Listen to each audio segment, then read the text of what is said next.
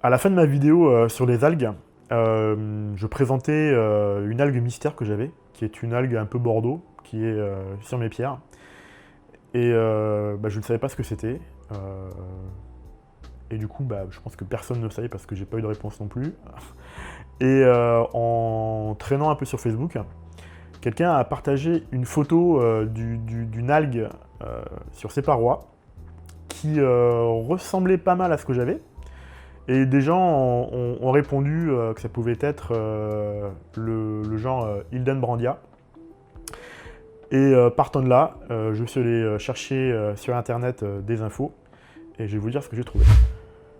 Bon, du coup, on va écarter le côté cyanobactérie pour mon cas, puisque là, on voit que quand on brosse avec une brosse à dents, il n'y a rien qui part.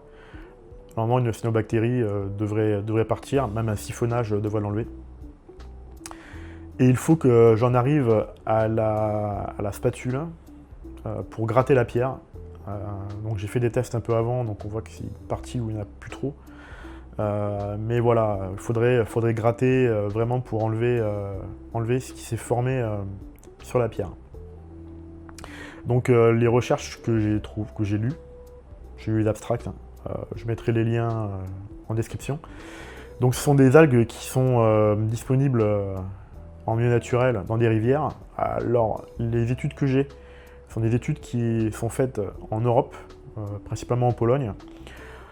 Il y a deux types d'études. Les premières parlaient d'une algue qui était un indicateur de pollution. Donc en fait, si c'est pollué, ça ne pousse pas. Et au final, les nouvelles études font que en fait, elle est moins rare que ce que l'on pensait et que c'est moins un indicateur de pollution que l'on ne pensait. Mais tout ce qui était Hildenbrandia était en Europe. Du coup, moi, comme je suis sur Taïwan, j'ai une version asiatique qui est Riverina Tigangchanensis, qui est pareil. Donc, je vais mettre la photo de la version asiatique et la version française, enfin européenne. Et au niveau macroscopique, ce sont les mêmes. Il faudra regarder au niveau microscopique. Ce qui est important pour nous, aquariophiles, c'est que cette algue est inoffensive.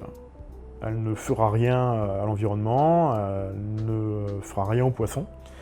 La contrainte est juste la contrainte décorative parce qu'elle va se développer sur les pierres. Alors j'ai trouvé qu'elle se développait sur les pierres et sur les supports artificiels, mais j'ai pas trouvé vraiment d'études qui parlaient de développement sur par exemple les parois ou sur les feuilles. Moi dans mon cas, elle n'est que sur de la pierre et rien d'autre. Pas de filtre, j'ai pas de filtre, j'ai pas de substrat, pas de plante, uniquement de la pierre.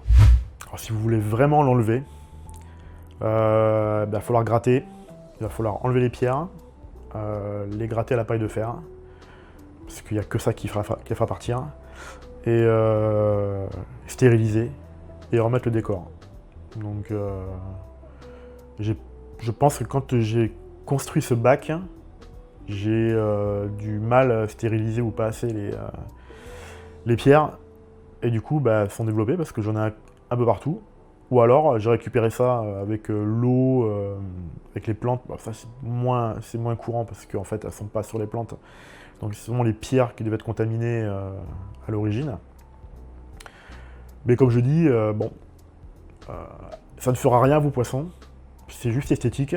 Mais au final, maintenant que je sais que ça ne fait rien et que ça restera sur les pierres, écoutez, ça restera comme ça. Pour information, les pierres ont été introduites il y a 1 an et demi. Et là, on voit le niveau à peu près, c'est très très très très lent. Et si je voudrais arriver à coloniser toutes mes pierres, il faudrait vraiment des années et des années et des années. Et je pense qu'entre-temps, d'autres algues auront pris le dessus et auront colonisé mes pierres. Alors je profite de cette vidéo pour aussi parler d'un projet que j'ai pour moi et qui pourra aussi vous servir. C'est que je me fais une application téléphone pour le suivi de mon aquarium, plus tard des aquariums. avec maintenance et suivi des paramètres, des alertes, des fiches d'espèces.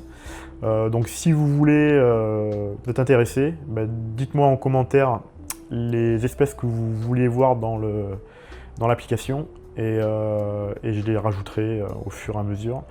Et quand j'arriverai à une version qui est OK, je mettrai ça en version bêta et les gens pourront essayer. Pour l'instant, je commence qu'avec des aquariums d'eau douce. Puis on verra plus tard pour les aquariums marins. Mais bon, je pense qu'il n'y aura pas grand-chose à changer. Voilà, merci et à bientôt pour la prochaine.